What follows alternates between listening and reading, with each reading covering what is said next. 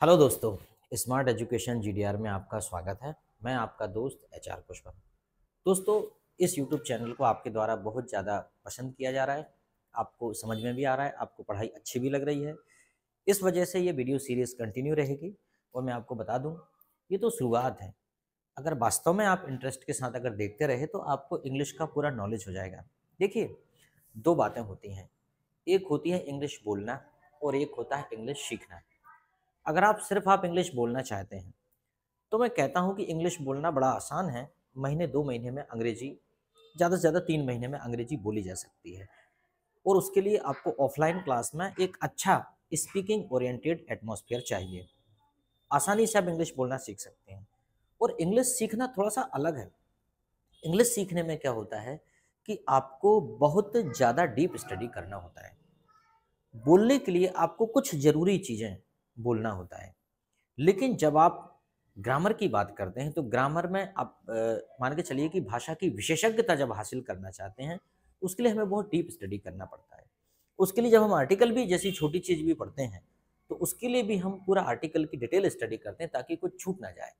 क्योंकि जब competitive exam में बैठते हैं तो वहाँ पे पूछा जाता है कि आखिर वो सोचते हैं कि आखिर कहाँ से जो परीक्षार्थी है उसको फंसाया जाए, जो कैंडिडेट है उसको कैसे, एग्जामिनी है उसको कैसे फंसाया जाए। तो वो ज़्यादा से ज़्यादा टफ निकाल के लाते हैं, थोड़ा सा कहना चाहिए कि अनकॉमन निकाल के लाते हैं। तो मेरा आपसे ये कहना है कि स्पीकिंग के लिए ये जो वीडियोस है ये आप देखते रहिए। इसके अलावा हम कुछ और इंटरेस्टिंग सेशन लेके आते हैं, कुछ गेम के रूप में। जैसे एक दिन मैंने कौन बनेगा करोड़पति की तर्ज पर एप्लीकेशन पर पढ़ाया था, बच्चों को काफ़ी मज़ा आया। तो आप देखते रहिए। और हम एक नया ग्रामर सेशन भी लेके आएंगे कॉम्पिटेटिव एग्जाम के स्टूडेंट्स के लिए। और स्कूल के स्टूडेंट्स के लिए हम वो सारी चीज़ें लेके आ रहे हैं जो उनके स्कूल में आवश्यक है। और बाकी आप सभी स्पीकिंग वालों के लिए ये सीरीज़ है जिसमें आप देखते हैं as long as far as so far as soon as much as का पूरा ऑपरेशन कर दिया यहाँ पे। होता क्या है, जब हम इंग्लिश बोलते हैं तो जैसे ही आ गया, जब तक मैं यहाँ हूँ तुम्हें चिंता नहीं करना चाहिए। As long as I am here don't worry. ठीक है। जब तक जब तक मैंने तुम्हारी मदद की तब तक तुम मुझसे बात करते थे। अब तुमने मुझसे बात करना बंद कर दिया। जब तक शिक्षक पढ़ाता है तब तक बच्चे शांत रहते हैं, और जैसे ही क्लास छूटी, सर बाहर गए, वो बच्चे शोर मचाना चालू कर देते हैं। तो एज लॉन्ग एज का एक एग्जाम्पल देख लेते हैं। ठीक है। जैसे कि एज लॉन्ग एज, चलो शुरू से, एज लॉन्ग एज जब तक, जैसे कि हमने कहा, जब तक जब तक आप पढ़ाते हो सब शांत रहते हैं। जब तक आप पढ़ाते हो सब शांत रहते हैं। कुछ तो तब भी शांत नहीं रहते, तो क्या हो जाएगा, as long as you teach everybody remain remain silent. Everybody remain silent, सब शांत रहते हैं। रिमेन,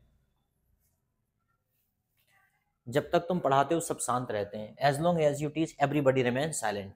ठीक है। एवरीबडी रिमेन्स आएगा दोस्तों, रिमेन्स, थोड़ी सी गलती हो गई, रिमेन्स, क्योंकि एवरीबडी सिंगल को बोलते हैं, एक को बोलते हैं, है ना। Everybody remain silent. ठीक है। जब तक मैं यहाँ हूँ तुम बाहर मत जाओ, जब तक पानी गिरता है तुम बाहर मत जाओ। तो जैसे हम कहें, जब तक पानी गिरता है, as long as it is raining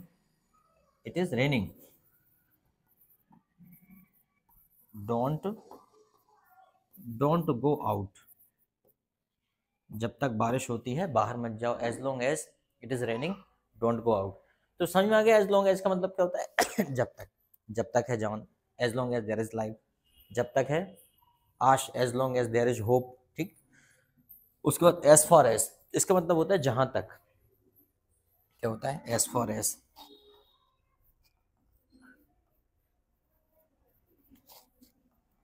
as होता है दोस्तों जहां तक। एज फार एज क्या होता है, जहां तक। जहां तक मैं जानता हूँ भारत एक महान देश है। भारत प्रजातांत्रिक देश है।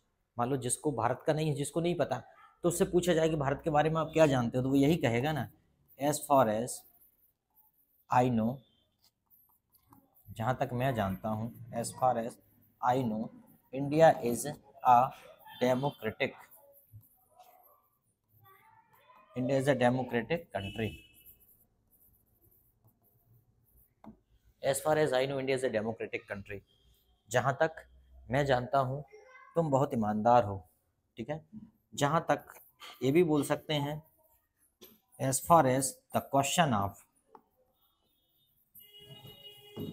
As far as the question of India, it is a, it is a great country. जहाँ तक भारत का सवाल उठता है, यह एक महान देश है। It is a great country, जहाँ तक भारत का संबंध है, जहाँ तक भारत का सवाल उठता है, क्वेश्चन ऑफ इंडिया, जहाँ तक भारत का सवाल है, यह ग्रेट कंट्री है। तो इस प्रकार से हम एज फार एज का प्रयोग कर सकते हैं।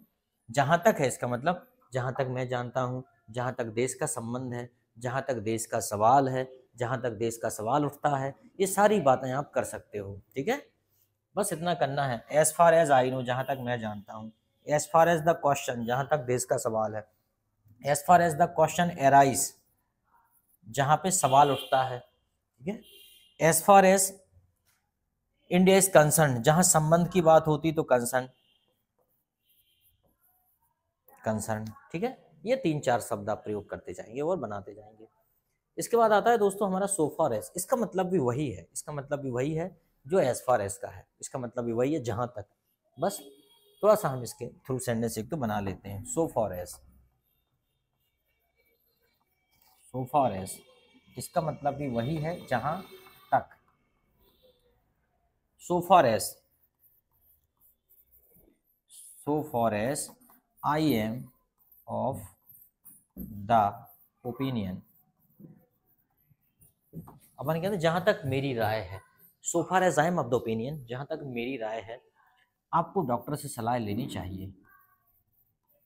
You should consult with the doctor.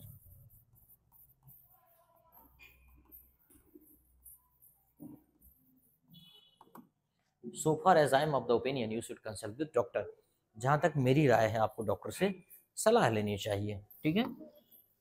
उसके बाद चलो काफ़ी है सो फार एज, ज़्यादा नहीं बनाते, और भी बना सकते हैं। सो फार एज जहाँ तक अंग्रेजी का संबंध है, so far as English is concern, it is an international language,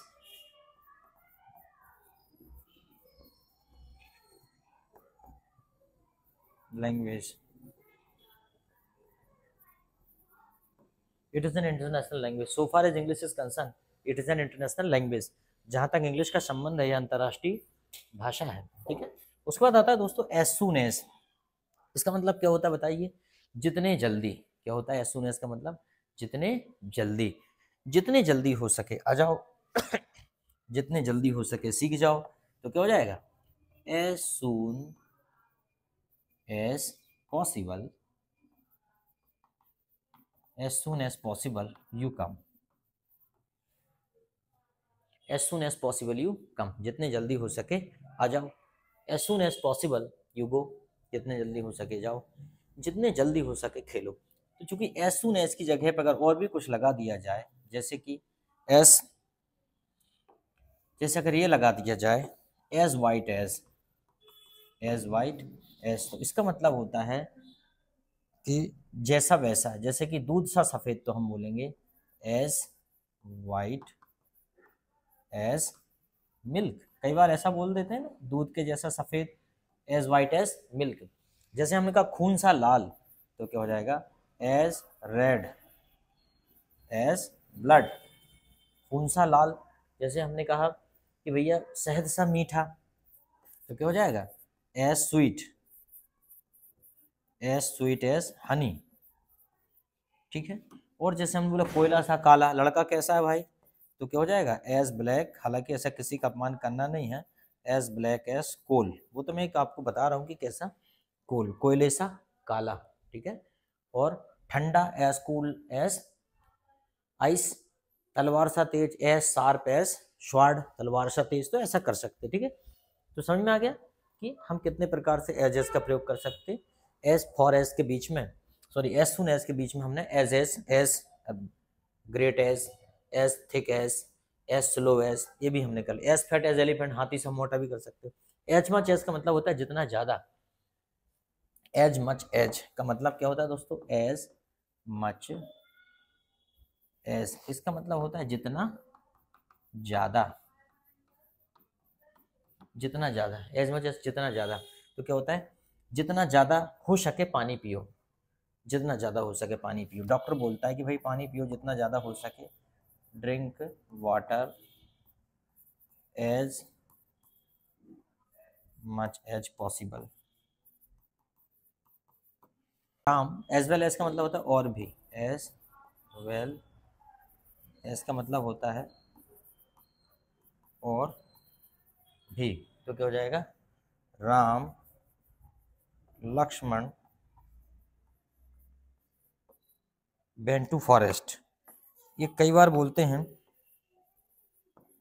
went to forest as well as Sita. Ram Lakshman went to forest as well as Sita. ये कब बोला जाता है दोस्तों?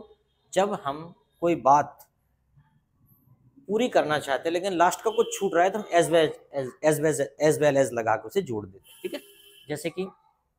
जैसे कि उसने जैसे कि ही बॉट, उसने खरीदी बुक पेंसिल, अब आपने इतना ही बोल दिया और फिर आप भूल गए, फिर आपने बोला एज वेल एज इरेजर, ठीक है। तो आपने ये बोला है कि उसने ये भी खरीदा, ठीक है, कि he bought book pencil as well as eraser, उसने बुक भी खरीदी, पेंसिल भी खरीदी और इरेजर भी खरीद ली साथ में। तो जब एज वेल एज का प्रयोग वहां करते हैं, जैसे कि हमने कहा कि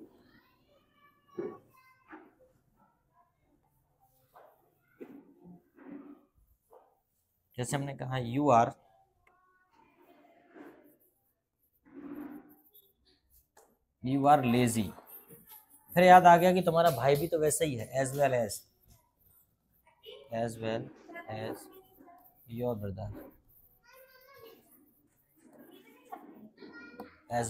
ब्रदर, ठीक है। नेक्स्ट वन, दैट एज का मतलब होता है वैसा जैसा, जैसा वैसा। एज का मतलब क्या होता है? जैसा वैसा। एज का मतलब होता है जैसा वैसा, जैसा वैसा। जैसे कि वही अभी जो पहले बताया था, एज रेड एज ब्लड, मतलब खून सा लाल, जैसा खून वैसा लाल, जैसा खून की तरह लाल, तो जैसा वैसा, या अपन जैसा वैसा भी कर सकते हैं, या के जैसा। एज जैसे कि एज वाइट, वैसे मैं बता चुका हूँ, एज वाइट एज मिल्क, तो समझ में आ गया। अगला पढ़ते हैं, ठीक। दूसरा है एज के बाद सो एज, ठीक है, वैसा जैसा। सो एज का मतलब होता है माय डियर, ये भी वैसा ही होता है, जैसा वैसा। सो एज का मतलब होता है जैसा वैसा, जैसा वैसा। कैसा कि जैसे कि जैसा वैसा, तुम वैसे नहीं हो जैसा मैंने सोचा था, तो क्या हो जाता है? तुम वैसे नहीं हो, you are not so as I thought, तुम तो काफी बदले हो, जैसे मैंने सोचा था वैसे तुम नहीं हो। जैसे कि मैंने कहा you are not so intelligent as your teacher told me, तुम उतने होशियार नहीं हो जितना तुम्हारे शिक्षक ने मुझे बताया था। You are not so intelligent as your teacher told me. You are not so fat as you were looking in picture. ठीक है, जैसे कि तुम इतने मोटे नहीं हो जितना तुम फोटो में दिख रहे थे, तो हम बोलें you are not so fat as you were looking, दिख रहे थे, looking in photo. ठीक है, चलो, तो एज हो गया। लास्ट वन हमारा एज सो, इसका मतलब भी वैसा ही है, जैसा वैसा। अब क्या हो जाएगा, जैसा वैसा, इसका मतलब भी जैसा वैसा है, तो थोड़ा सा अर्थ समझो। एज सो, जैसा वैसा, जैसा तुमने कहा था वैसा मैंने कर दिया। As you said so I did, जैसी करनी वैसी भरनी। As you sow, as you sow, as you sow, sow shall you reap. As you sow shall you reap, जैसा बोगे वैसा, सॉरी, जैसा बोगे वैसा काटोगे, जैसा बोते वैसा काटते हो। शो मतलब होता है बोना, ये जो शो होता है ये होता है दिखाना, ठीक है। ये वाला शो होता है बोना, बोनी करना, खेत में बोना। और एक शो होता है शो, जो इस शो अपन जो भी कर ही रहे यही वाला शो, ठीक है। जैसा आप बोलते हो वैसा हम लिखते हैं, तो as you speak so we write, वैसा हम लिख लेते हैं, सो वी राइट। कोई दिक्कत? मुझे लगता है कोई दिक्कत नहीं है, और कोई दिक्कत होनी भी नहीं चाहिए। आई होप दैट आपको वीडियो अच्छा लगा होगा, तो इसको चैनल को सब्सक्राइब कर लीजिए और वीडियो को कमेंट्स करके जरूर बताइएगा वीडियो कैसा लगा। Thank you very much.